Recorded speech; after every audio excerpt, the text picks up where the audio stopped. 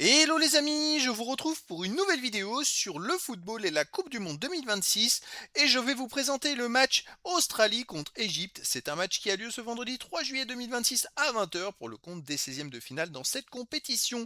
Alors l'Australie et l'Égypte, ce sont deux deuxièmes de poule qui s'affrontent. Dans cette vidéo, on va revenir sur le classement et les statistiques de ces deux équipes dans la phase de poule avec les résultats des matchs.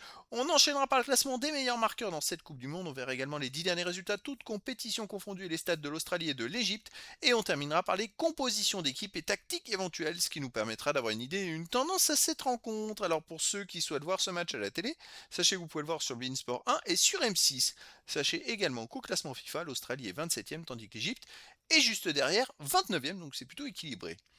Alors, en termes de résultats, l'Australie était dans le groupe D et a réalisé l'exploit de se qualifier en étant deuxième de la poule derrière les États-Unis qui avaient 6 points, l'Australie 4 points, Paraguay 4 points, qui a fini aussi qualifié dans les meilleurs troisièmes. Et la grosse surprise, c'est la Turquie éliminée avec 3 points. Alors, l'Australie, justement, a commencé par une victoire 2-0 contre la Turquie au premier match, mais par contre, à souligner, ils ont été ultra dominés. Je crois qu'ils ont eu 0,6 ou 0,7 XG, alors que la Turquie a eu 2,5. Donc voilà, c'est quand même, par contre, une victoire, mais tirée par les cheveux. Ensuite, au deuxième match, l'Australie a perdu 2-0 contre les États-Unis. Au troisième match, ils ont assuré la qualif, on va dire, avec un 0-0 contre le Paraguay. L'Égypte, de son côté, était dans le groupe G et ils ont fini deuxième ex aequo avec le premier, la Belgique, avec 5 points, une victoire, de nul, aucune défaite, 5 buts marqués, 3 buts encaissés, plus 2 de différence de but. Ils ont été premiers de la poule et puis derrière, ils ont perdu la première place à la dernière journée.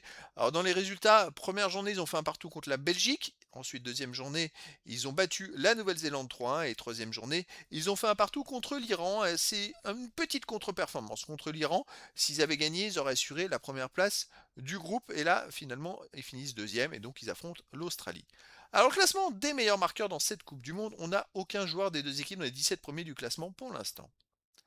Les 10 derniers résultats, toutes compétitions confondues, l'Australie, 3 victoires de nul, 5 défaites, 10 buts pour 11 comptes, moins 1 de différence de but. Les résultats sont quand même laborieux. Malgré tout, ils sont en 16e de finale et c'est le principal. Bon, il reste sur 2 matchs sans marquer de but et un nul, une défaite. Bon, on va voir ce que ça va donner. Et surtout que c'est vrai que quand on a vu la première victoire chanceuse contre la Turquie, bon, ils arrivent un peu là comme ça, mais ils n'ont rien à perdre. Tout simplement. Avant ces matchs-là, dans les matchs amicaux, c'est vrai qu'ils ont affronté la Suisse, ils ont fait un partout. Ils ont aussi affronté le Mexique, ils n'avaient perdu que 1-0. Donc ils sont capables d'accrocher des équipes. Contre Curaçao en mars dernier en amical, ils avaient gagné 5-1 et contre le Cameroun 1-0. Donc attention à l'Australie. En face, l'Égypte, sur les 10 derniers matchs, 5 victoires, 3 nuls, 2 défaites, 17 buts marqués, 9 encaissés, plus 8 de différence de but. L'Égypte, bon, sur les 4 derniers matchs, c'est qu'une seule victoire. Parce qu'on va inclure le dernier match amical perdu contre le Brésil juste avant la Coupe du Monde 2-1. Mais voilà, ils alternent le bon et le moment. Il n'y a pas de victoire de suite sur les 8 derniers matchs. C'est 3 victoires, 3 nuls, 2 défaites. Malgré tout, ça reste une équipe hyper solide. J'ai pu voir le premier match contre la Belgique où ils ont fait match nul à partout. Ils ont été vraiment très très bons. Ils ont des très bons joueurs, hein, l'Égypte, donc je pense que ils peuvent créer quelque chose, ils peuvent vraiment faire quelque chose dans cette compétition avec des joueurs qui jouent dans des grands clubs en Europe et qui ont de l'expérience, même si les résultats sont un peu alternatifs sur les derniers matchs. Pour moi, ils sont favoris contre l'Australie et je verrais bien une victoire de l'Égypte 2-1, mais après dans le foot, tout est possible.